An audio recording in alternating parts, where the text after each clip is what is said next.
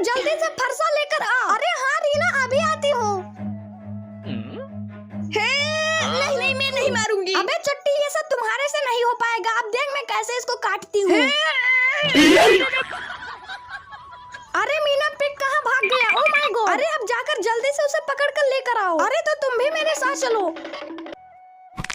बचाओ। अरे यार, ये क्या पड़ा हुआ है? ओ माय गॉड, ये तो एक मेढक है। अरे रीना देखो ना, मुझे क्या मिला है। अबे रीना, वो तो एक मरा हुआ मेढक है। अरे हाँ रीना, लेकिन अब मैं इस मेढक को फिर से जिंदा करूंगी। और फिर तुमको पता है, सरकार मुझे सम्मानित करेगी और मुझे करोड़ों रुपए भी देगी। अरे हाँ मीना, फिर तो ठीक है, चलो घर चलते हैं। तो सबसे पहले मैं मिट्टी का एक मेढक बना लेती हूँ, लेकिन मेढक को जिंदा करने में थोड़ा टाइम लगेगा। आप लोग भी वीडियो को लाइक सब्सक्राइब करके कमेंट में पार्ट 2 लिख दो।